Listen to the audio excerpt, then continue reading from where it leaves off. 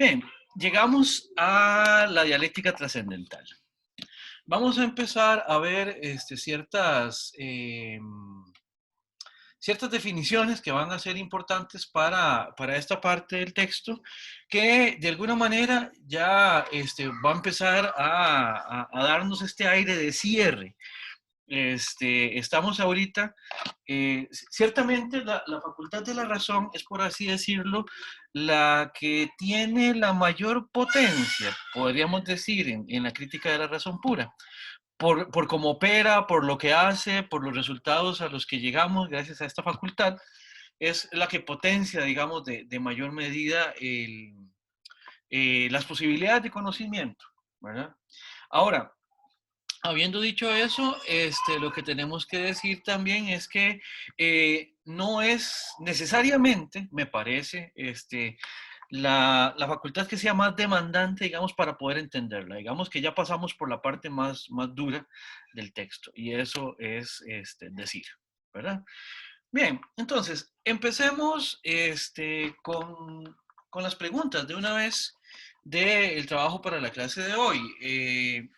Al grupo 1 le correspondía la diferencia entre la ilusión empírica y la ilusión trascendental. Entonces, grupo 1, si es tan amable.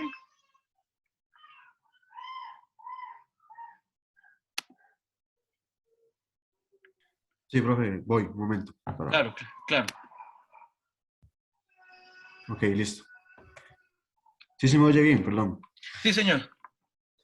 Ok, entonces nosotros dijimos que la ilusión empírica es una ilusión que es desviada, perdón, en donde el juicio es desviado por el influjo de la imaginación, que con la ilusión empírica nosotros nos encontramos, perdón, la encontramos en el uso empírico de reglas del entendimiento.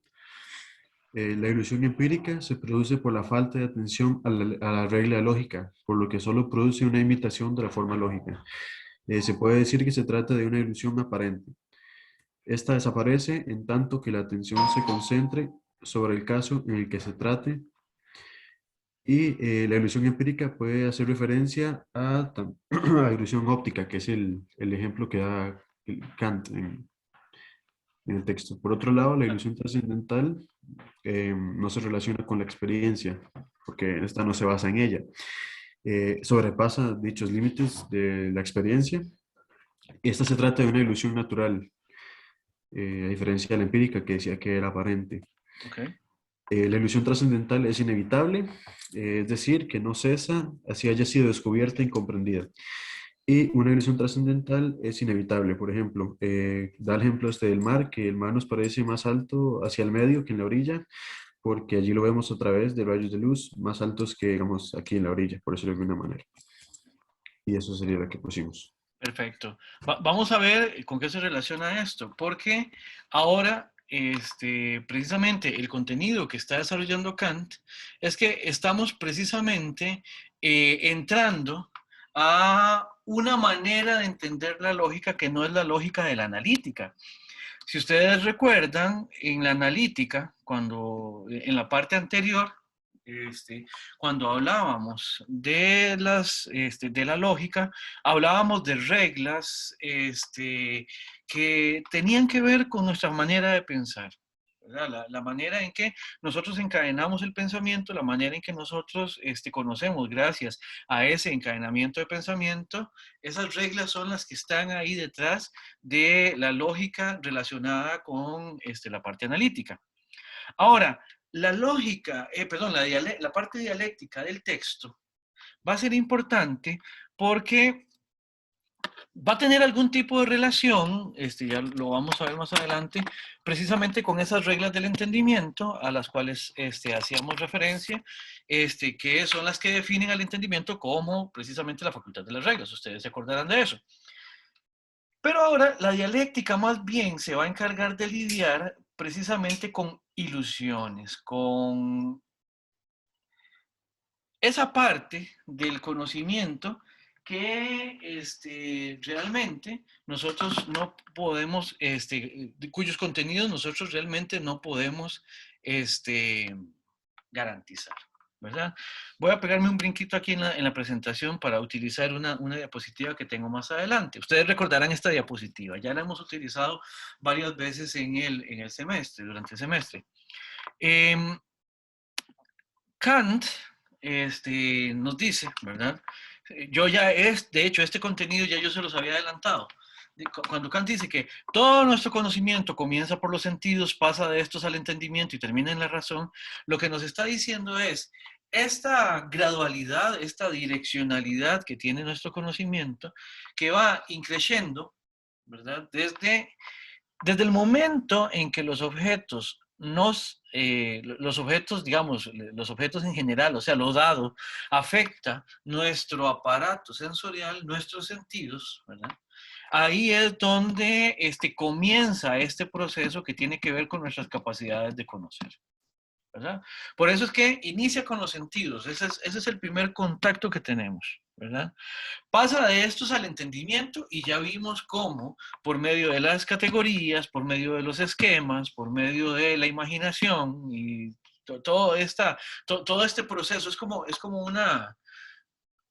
una banda de estas que tienen las fábricas, ¿no? Viene la materia prima que nos la da los sentidos, entran a una especie como de máquina que sería el entendimiento, donde lo procesa, esa materia prima la procesan completamente las categorías, los esquemas, etcétera, etcétera, y de ahí sale el conocimiento que llamamos experiencia en función de estas dos primeras facultades. Ahora, cuando Kant nos dice que termina en la razón, lo que está diciendo es que según su propuesta, según su manera de entender nuestra manera de conocer, nuestro conocimiento sigue gracias a la tercera facultad más allá de la experiencia posible. Ahora, ya aquí empezamos a hablar de conocimiento, pero en otro sentido del que veníamos hablando hasta el momento. Porque hasta el momento, conocimiento, cuando se refería a la acción de la sensibilidad y del entendimiento, vamos a comprenderlo como conocimiento empírico. El conocimiento que está condicionado precisamente por estas dos facultades es aquello que llamamos experiencia posible, ¿verdad? Ahora, nosotros nos relacionamos solamente con experiencia posible, no dice Kant. Nosotros vamos más allá de la experiencia posible, no con el tipo de conocimiento que tenemos de la experiencia, ¿verdad? Porque si fuera el mismo tipo de conocimiento, realmente no estaríamos rebasando la experiencia posible. Sino que ahora vamos a generar un nuevo tipo de contenidos, unos contenidos que son de índole distinta, que vamos a ver de qué se trata.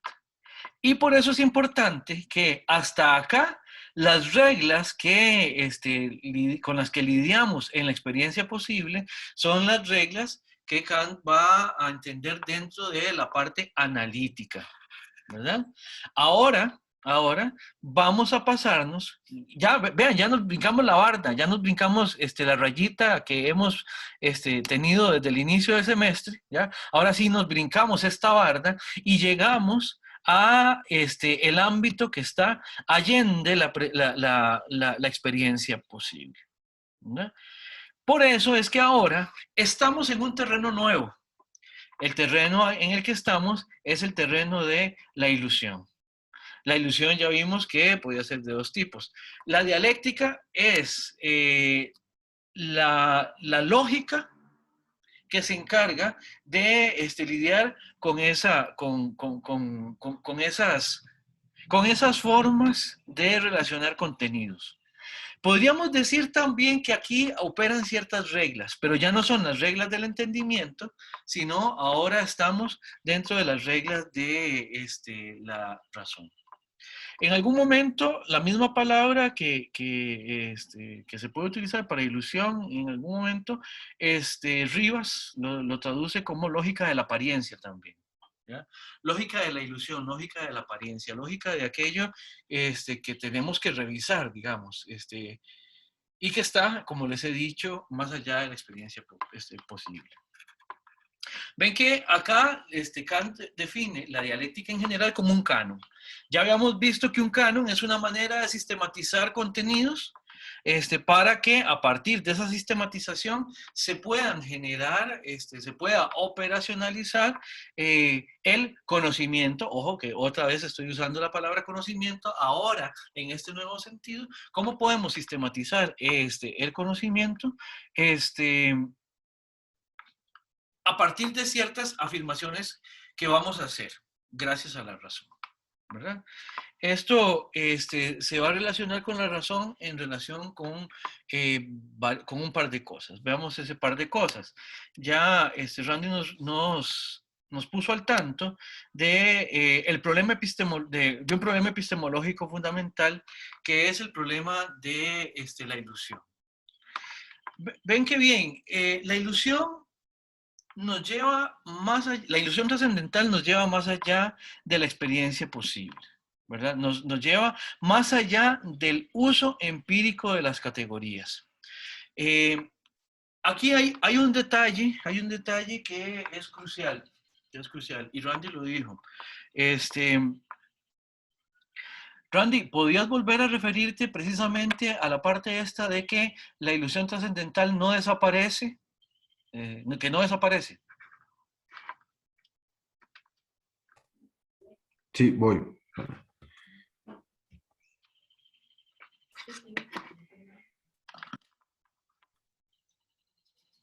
Así que esta ilusión no cesa, aunque haya sido descubierta y comprendida.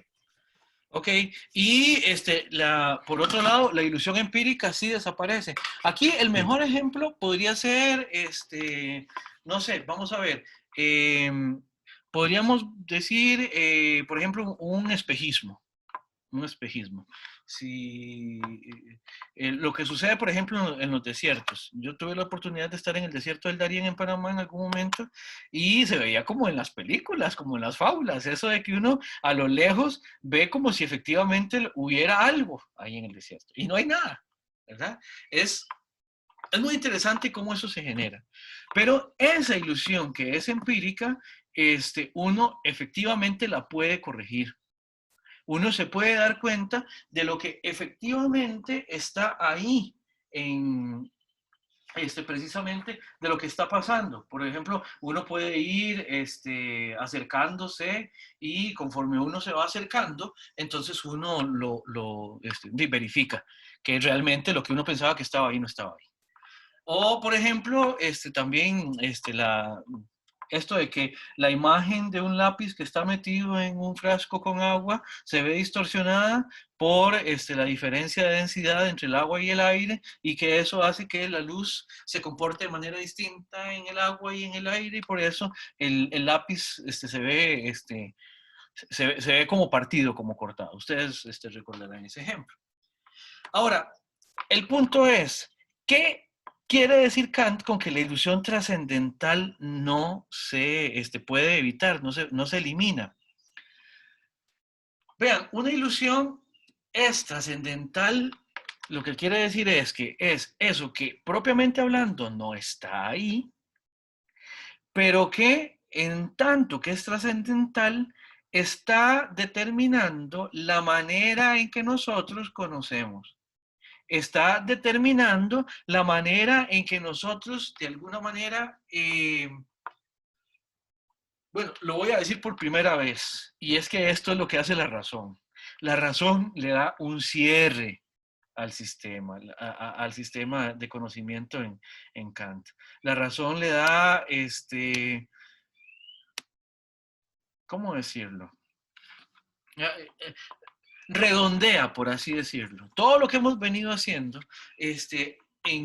la razón hace que aparezcan ahí ciertos contenidos nuevos con los cuales nosotros retomamos también lo que pasó en la experiencia posible y reoperamos, no en el sentido de que vayamos a generar contenidos nuevos en la experiencia, sino que vamos a poder repensar esos contenidos de la experiencia en una función que va a ser para Kant sistémica, sistematizante. ¿Se acuerdan cuando hablábamos de los principios matemáticos y los principios dinámicos? Y que los principios dinámicos para Kant eran reguladores. Reguladores, la palabra misma lo dice, ¿verdad? Un principio regulador cuando se encarga de imprimir una regla, en este sentido, de cómo aparece un conocimiento determinado, de cómo funciona, digamos, en este caso, y con la razón tiene que ver con cómo funciona el conjunto de conocimiento. Para Kant esto va a ser importante por lo que significa este papel que cumple esta tercera facultad. El punto es que, ¿se acuerdan cuando Kant decía en el prólogo de la primera edición que la razón humana tiene el destino singular en uno de sus campos de conocimiento de hallarse acosada por cuestiones que no puede rechazar por ser planteadas por la misma naturaleza de la razón, pero a las que tampoco puede responder por sobrepasar todas sus facultades? Este es el primer párrafo del primer prólogo de la crítica de la razón pura. Y ahí estamos. No hemos avanzado ni un párrafo en el texto realmente. ¿Por qué? Porque ahora con la razón es que nos estamos dando cuenta cómo es que surgen estas cuestiones que no puede rechazar, que vienen planteadas por la naturaleza misma de la razón. O sea, vamos a ver, hay contenidos que surgen en nosotros, en los seres racionales, precisamente por la manera en que está estructurada, por la manera en que funciona, en que opera nuestra forma de conocer. Vamos a hacer una analogía. ¿Se acuerdan que cuando veíamos el concepto de espacio como algo que estaba en la representación de las cosas, pero que no era empíricamente construido, de modo que si nosotros descomponíamos todo lo que fuera empírico de un objeto y lo retirábamos, al final nos quedábamos con un espacio que no podíamos quitar, decía Kant, y ese espacio no lo podíamos quitar porque precisamente nosotros éramos quienes lo poníamos ahí. ¿Se acuerdan de que nosotros conocemos a priori de las cosas lo que nosotros mismos ponemos en ellas? Bueno, ahora pensemos eso, pero con la razón. Esos contenidos que aparecen ahí ilusoriamente, que no están ahí porque sobrepasan la experiencia posible, los pone la razón. Eso es lo que está haciendo la razón. Esa es la operación que genera la razón. Genera unos ciertos contenidos que vienen a culminar, digamos, todo lo que ha venido pasando también con las facultades anteriores. Aquí es cuando ya de alguna manera despegamos. La razón es ya, vuelvo a decirlo, es volarse la barda de la experiencia posible y llegar más allá, caer más allá de la experiencia posible, por medio de contenidos que, aunque nosotros sepamos que no vamos a poder conocerlos por medio de la experiencia, van a seguir apareciendo. Hoy temprano estaba haciendo lo que estaba preparando, estudiando un poquillo. Yo a veces pongo videillos así y veo alguno para descansar de lo que estoy haciendo. Y estaba viendo una entrevista que le hicieron en una universidad en Estados Unidos a Carl Sagan. Y le preguntaban a Carl Sagan sobre la noción de Dios. Y alguien de alguna manera como que le sugería o más bien le preguntaba si no era muy sugerente el hecho de que la noción, un concepto como el concepto de Dios apareciera, y de hecho la persona le preguntó que apareciera en muchas culturas. Y Carl Sagan le dijo, no, de hecho aparecen todas. En todas las culturas aparece esa noción de Dios. Kant ahí habría levantado la mano en el auditorio, ¿verdad? Habría levantado la mano y hubiera dicho, sí, sí, sí, aparecen todas las culturas. ¿Por qué? Porque las culturas las hacen los seres racionales y los seres racionales terminan, por cómo funciona su razón, poniendo en la explicación que tiene el mundo, en la manera en que opera el mundo, pone un concepto como el concepto de lo divino. ¿Ya? Eso es lo que está pasando. Por eso es que todas las culturas terminarían siempre recurriendo a esa noción. Y entonces, después ahí es de lo que se trata es, desde el punto de vista epistemológico, ver cómo es que esa noción se construye. Es una de las cuestiones a las que acosan a la razón y que no puede rechazar porque dependen de su propia naturaleza, diría Kant. ¿Ya? Ven, esos son los problemas con los que vamos a empezar a enfrentarnos en este momento. No sé si tendrán alguna pregunta, algún comentario.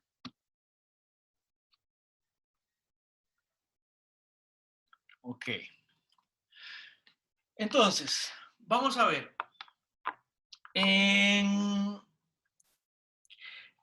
Cuando estamos hablando de fenómenos, estamos hablando de objetos de representación, ¿se acuerdan?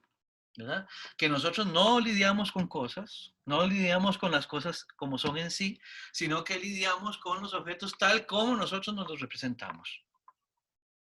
Ahora, ¿qué es lo que pasa? Eso que llamamos fenómenos, los podemos entender como fenómenos, los podemos entender como representaciones dentro de las limitaciones que nosotros tenemos en la experiencia posible, precisamente porque nosotros podemos determinar a partir de las funciones de la sensibilidad y del entendimiento aquello que se nos aparece en la experiencia. Es más, el punto es este: si aparece en la experiencia es porque está determinado por estas facultades. ¿Qué quiere decir que está determinado por estas facultades? Que lo conocemos como una experiencia dada, dentro de las limitaciones que estas facultades nos permiten. Ahora, el asunto es que una vez que nos saltamos la barda de la experiencia, he dicho tanto saltarse la barda que ya les debo tener aburridos con eso, pero el punto es, una vez que vamos más allá de la experiencia posible, estamos entrando en un campo que parte del hecho de que sea ilusorio tiene que ver con que ahí estamos tratando de ver, tratando de ingresar a lo incondicionado, a lo que no se halla, dice Kant en algún momento, dice Kant que no se halla en las cosas en cuanto las conocemos. O sea, no se hallan los fenómenos, sino dice Kant que se hallan en las cosas en cuanto no las conocemos. Y con eso uno dice, ve, pero entonces ¿en qué diablos estamos? ¿Verdad? Bueno, Kant lo que dice, lo que nos está diciendo acá es, bueno, espérese un momentito, vamos a ver, una vez que hemos visto la posibilidad de la experiencia, veamos entonces, ahora sí, cómo es que esa experiencia se sistematiza. Por medio, y aquí ya podemos empezar a hablar de la síntesis en serio. ¿Ya? O sea, bueno, no la síntesis en serio, todas las síntesis anteriores han sido serias, ¿verdad? Pero el punto es que así como el conocimiento se va elevando desde la experiencia hasta lo incondicionado, las síntesis cada vez van a ir siendo más y más abarcantes. Por eso es lo que yo les decía, que la facultad de la razón podríamos entenderla como la facultad más potente, en el sentido de que es la que lidia con una mayor cantidad de elementos, con una mayor cantidad de información. O sea, vamos a ver, es con la razón que podemos pensar la totalidad.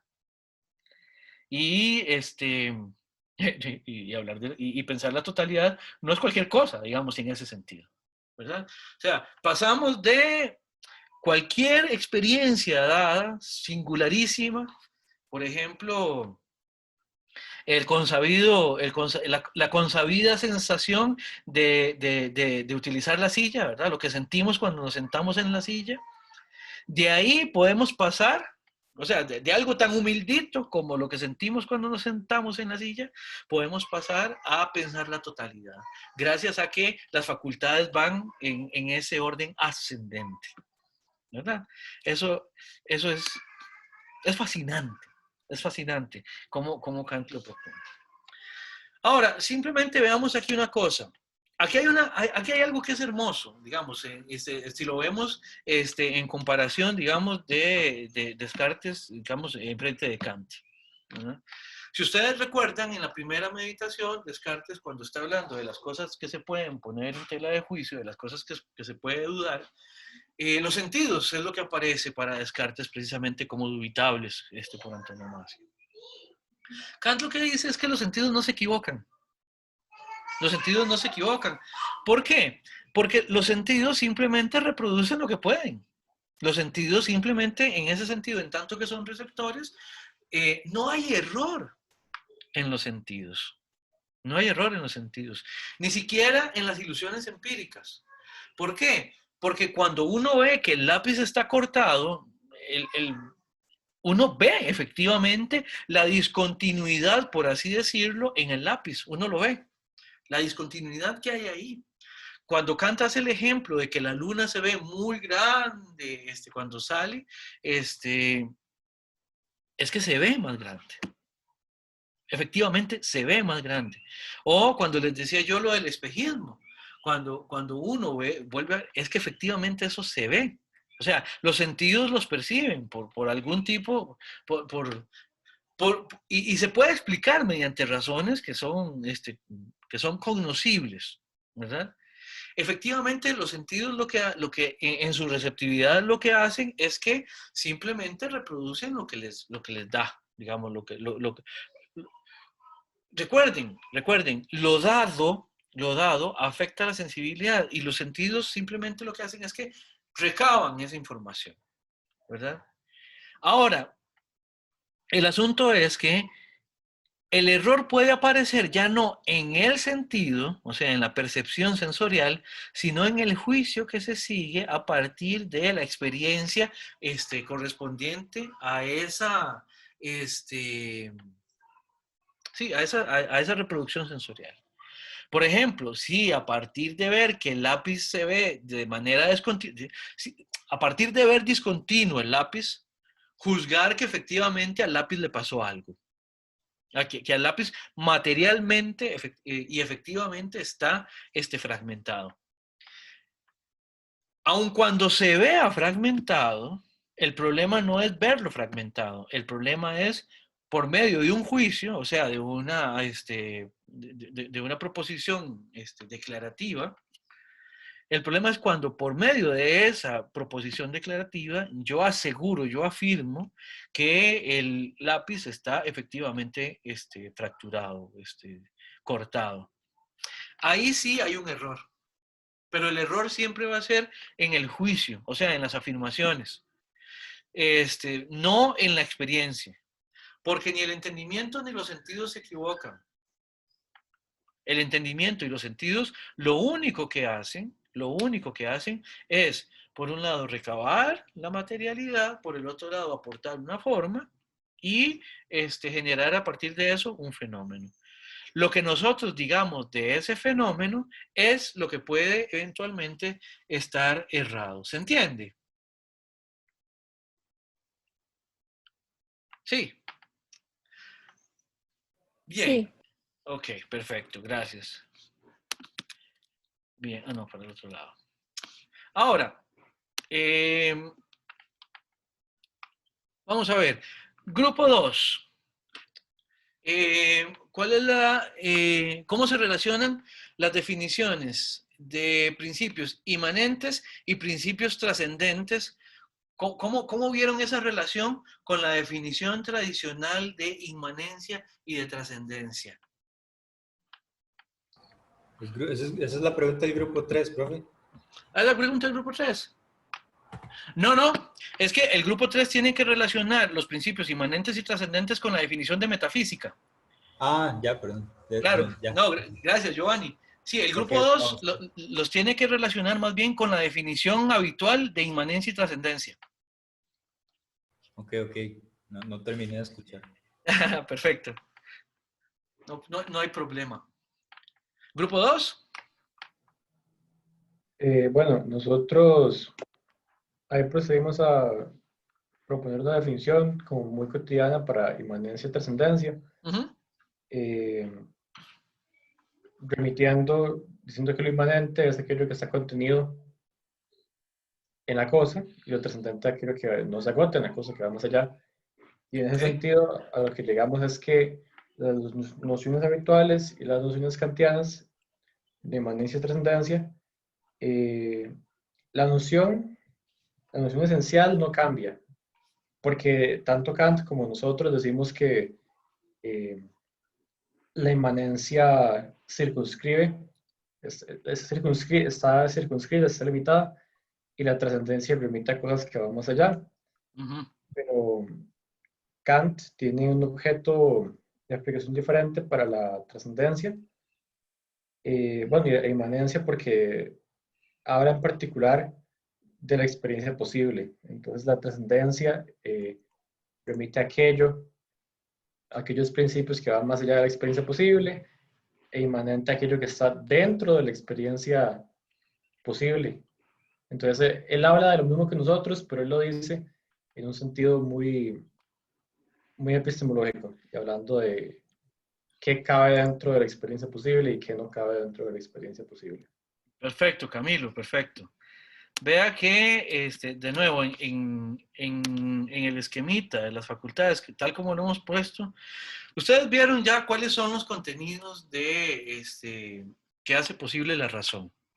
Ya de hecho he mencionado uno en un ejemplo, el concepto de Dios, la noción de Dios. La noción de Dios aparece en nosotros gracias a la facultad que llamamos razón, ¿verdad? Entonces, vean qué interesante. Camilo lo dijo bien. En lo fundamental se mantiene la noción de trascendencia e inmanencia. Si ustedes recordarán, una de las características que tiene la definición más tradicional de Dios, especialmente en en la cultura occidental, digamos, es que Dios está más allá. Más allá. Dios está afuera del mundo, generalmente opera por fuera de la regularidad del mundo. O sea, las reglas que operan en el mundo no tocan a Dios porque, vamos a ver, incluso se podría decir, es Dios el que, si existiera, le imprime esas reglas de operación, esas reglas generales al mundo, ¿verdad? Obviamente aquí estamos hablando de una propuesta teísta, ¿verdad? A donde efectivamente hay una divinidad que se sitúa por fuera de un conjunto de determinaciones. Ahora, el punto es, con Kant, Dios está más allá. Pero el más allá no nos habla de una trascendencia en el sentido más cotidiano. ¿Por qué? Porque el criterio de marcador, de marcativo, de marcador, de qué es lo que está más allá o no, es precisamente el criterio de la división entre experiencia posible o lo que está más allá de la experiencia posible. El más allá es ahora el más allá en función, en relación con la experiencia posible. Los principios trascendentes son los que nos permiten ir más allá de la experiencia posible, o y habría que ver qué significa ese permitirnos ir más allá de la experiencia posible, ¿verdad? Y los principios inmanentes más bien son los que nos sitúan por dentro de la experiencia posible. Ahora, ya con esto podríamos ver efectivamente que los principios inmanentes tienen que ver con sensibilidad y entendimiento, y los principios trascendentes tienen que ver con la razón, ¿verdad? Conectemos esto con la primera pregunta. La ilusión trascendental se da, entre otras cosas, porque opera gracias a principios trascendentes. Y esa ilusión no desaparece, porque para que pudiera desaparecer tendríamos que poder corroborar efectivamente qué es lo ilusorio y qué no es lo ilusorio de aquello que se nos está presentando como contenido. Pero para hacer eso, nosotros podemos lidiar con unas herramientas que solo alcanzan para la experiencia posible. Por eso es que la ilusión trascendental no desaparece. Porque nuestras herramientas de corroboración se terminan en el entendimiento. Nosotros no podemos ir a contrastar. Por eso, digamos, de la existencia de Dios no hay evidencia empírica. No hay evidencia empírica. Cuando, digamos, en algún tipo de, no sé, de explicación religiosa o de fe, o como ustedes quieran verlo, cuando la gente dice que siente a Dios, eso solo lo pueden decir en sentido figurado. ¿Por qué? Porque Dios es un ser y vamos a decirlo en kantiano, Dios es un ser que opera trascendentemente. O sea, nuestras posibilidades de conocer y de corroborar a Dios, ¿ya? Son, son insuficientes. O sea, nosotros no podemos tener evidencia de Dios porque a Dios no lo podemos poner a jugar dentro del mundo fenoménico. Ustedes, no sé si conocen el texto bíblico, recordarán que hay un pasaje donde se supone que Dios toma a Moisés, lo pone en una especie como de salida de una roca, en una cueva, y donde Dios sale caminando, permite que Moisés le vea las espaldas, según dice el texto del Antiguo Testamento, ¿verdad? Canto otra vez levantaría la mano y dice, no,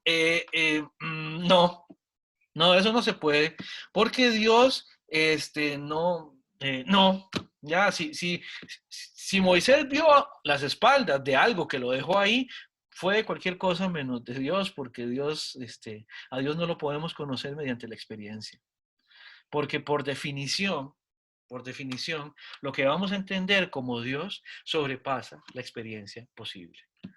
Entonces, ¿qué fue lo que pasó con Moisés? Vaya usted a saber, ¿verdad? Pero el punto es que es imposible tener una experiencia de lo divino porque por definición está más allá, opera más allá de lo que nosotros podríamos recomponer fenoménicamente, ¿ya? Dios no se aparece, Dios no es fenómeno. Por eso, cuando lo ponemos cuando lo ponemos, cuando lo colocamos, cuando lo ponemos a jugar un papel en la crítica de la razón pura, necesariamente es gracias a la razón y más allá de la experiencia. ¿Se entiende? Y se entiende la importancia de estos principios inmanentes y trascendentes. ¿Alguna pregunta? ¿Comentario?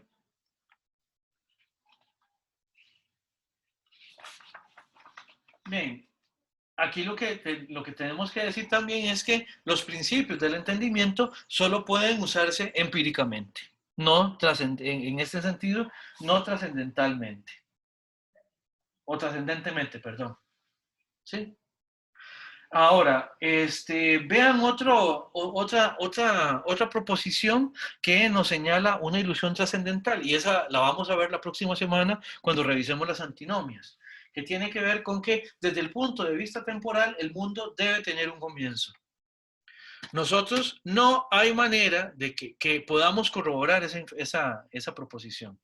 Que el mundo tenga un comienzo, no lo podemos corroborar por medio de la experiencia.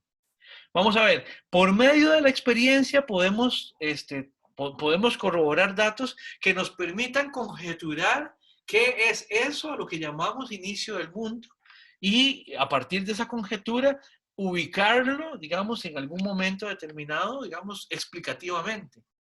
Pero la experiencia propiamente hablando, o sea, fenoménicamente reconstruida, ese conocimiento sobre el inicio del mundo es un conocimiento empíricamente imposible.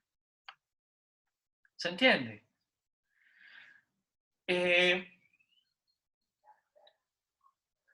Sí, no, básicamente eso en relación con esto de los principios en esta primera pregunta. Algo que es interesante, Kant ve que la dialéctica, esta característica dialéctica de la razón, es inherente a la razón humana. O sea, ¿qué quiere decir esto? Es algo o vamos a ver, entendiendo la dialéctica, nosotros entendemos cómo opera la razón humana. Por eso es que estos contenidos, estas cuestiones, dice Kant, son inevitables. Son inevitables. Y ahora sí, grupo 3. También la pregunta es muy similar. En relación con la definición de principios inmanentes y trascendentes, ¿qué pasa si esto lo relacionamos con la definición de metafísica de A20?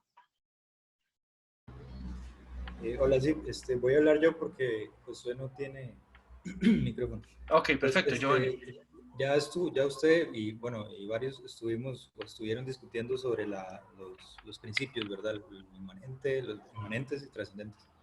Entonces, eso en relación, para poner eso en relación con el concepto de metafísica de Kant, entonces voy a leerles el concepto que es muy corto en realidad, o al menos voy a leerles la parte que creemos que es la central.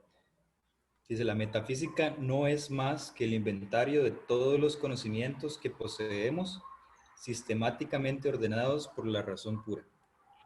Entonces, de ahí, al inicio estuvimos discutiendo un poco equivocados, creo yo, centrados en la parte de cómo esto, de todos los conocimientos que poseemos. Pero después nos dimos cuenta que en realidad lo clave, lo que podíamos relacionar era el hecho de que el concepto está en términos de la razón pura. Ajá.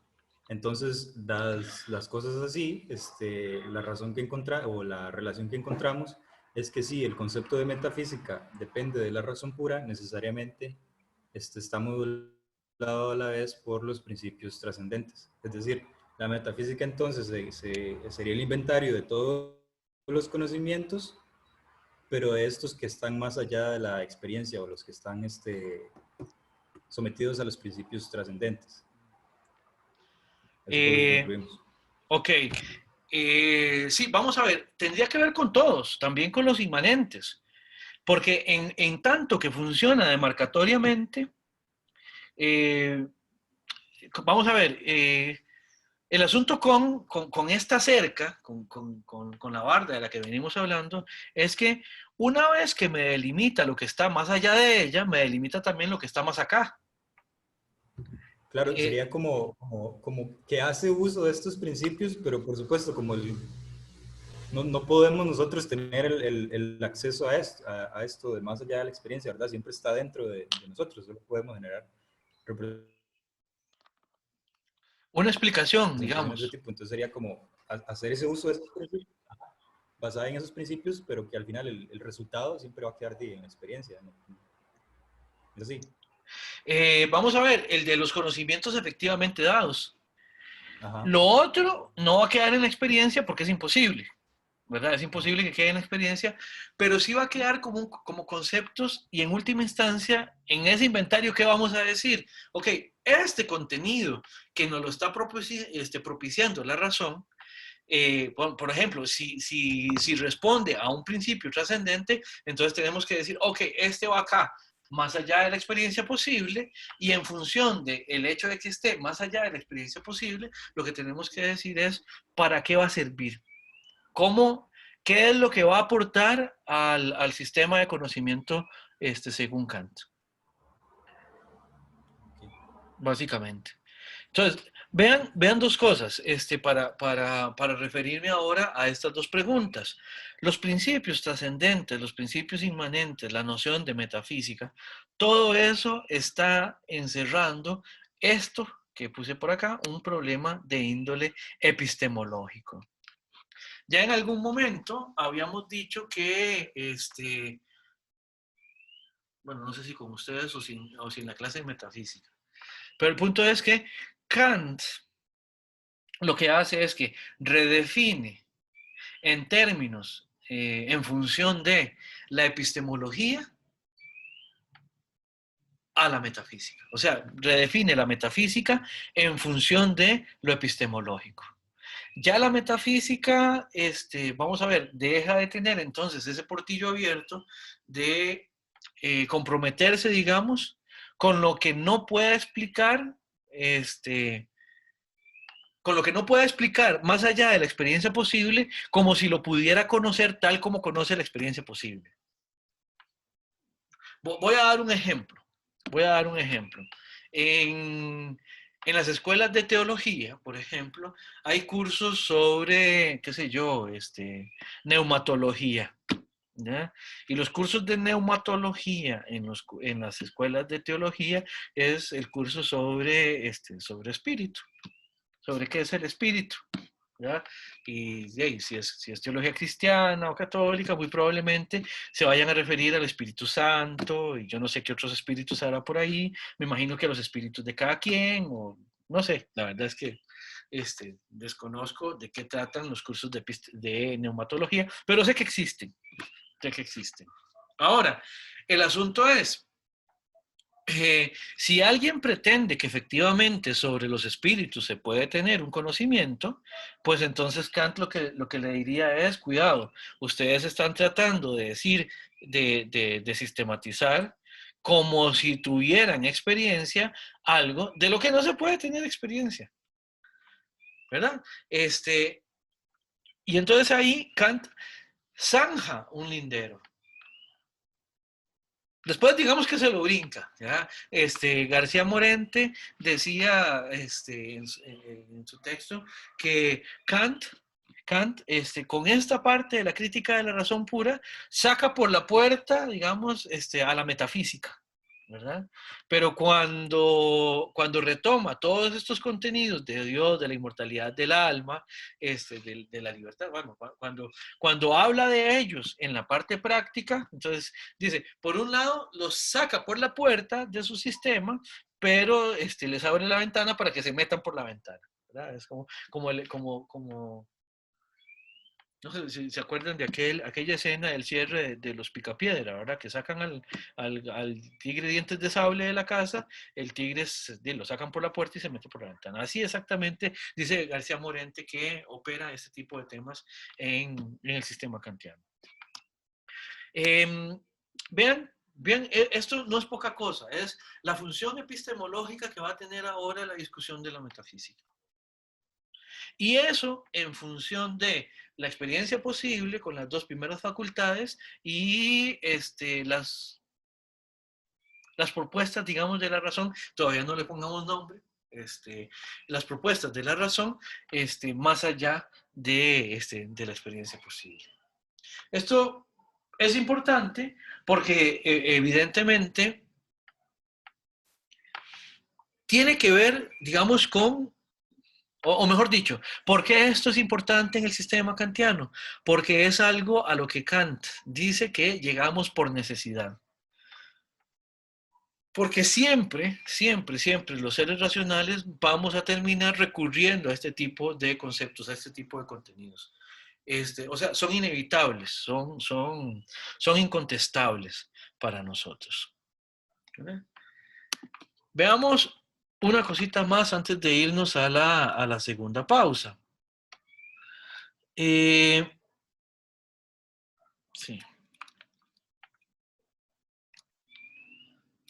Ok. Kant va a decir ahora que la razón va a tener un uso, va a tener un uso lógico. ¿Qué quiere decir este uso lógico? Recuerde que estamos dentro de la lógica dialéctica, o sea, dentro de una lógica de la inducción. Aquí el punto es, vamos a empezar a hablar de ciertas inferencias, ¿verdad? De ciertas conclusiones a las que vamos a llegar, de ciertos contenidos a los que vamos a llegar constructivamente gracias a esta última facultad, que se distinguen de los contenidos que nos aparecen de manera inmediata por medio de la intuición. O sea, vamos a diferenciar la forma en que operamos en esta última facultad de la manera en que operamos en las dos primeras, ¿verdad? Entonces, lo que va a hacer la razón a partir de su uso lógico es lo siguiente. Primero, vean que acá tenemos momentos importantes, digamos, dentro de una explicación lógica. Tenemos una regla, aquí Kant habla de una regla mayor, ¿ya? O sea, está pensando mucho inferencialmente, silogísticamente, ¿ya? La regla general es la que aparece en la premisa mayor de un silogismo. No sé si ustedes han visto la teoría aristotélica del silogismo, ya sea porque hayan visto, qué sé yo, algo en Aristóteles, no sé si en clásica o en algún seminario sobre Aristóteles, o si vieron teoría del silogismo en algún curso de lógica. El punto es este.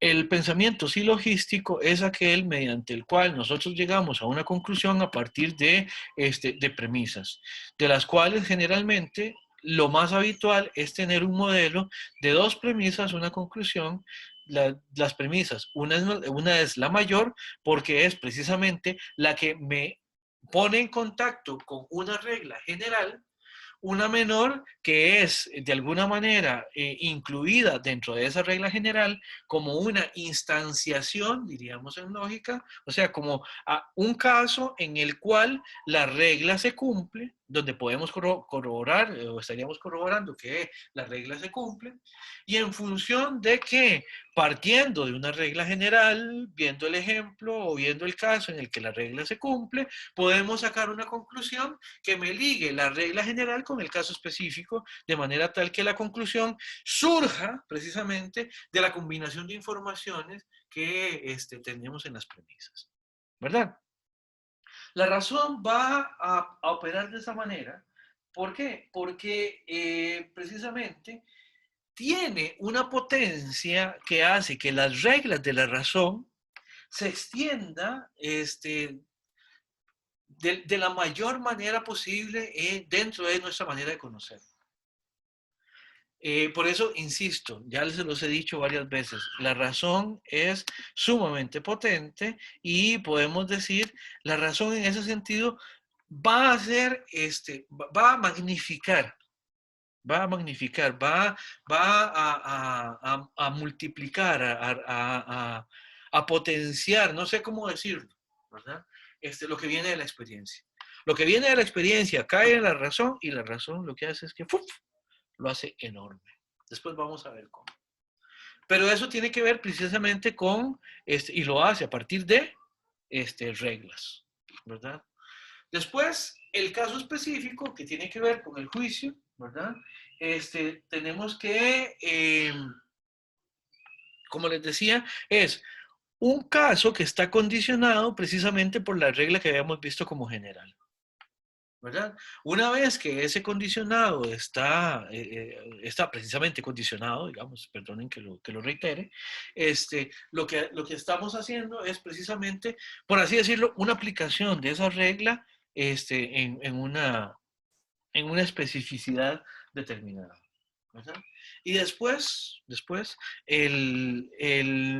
la conclusión a la que llegamos va a ser precisamente esa, bueno, sí, lo voy a decir de nuevo, esa multiplicación que hace la razón. Esto es solo como para presentarlo y lo retomamos cuando volvamos de la pausa dentro de 10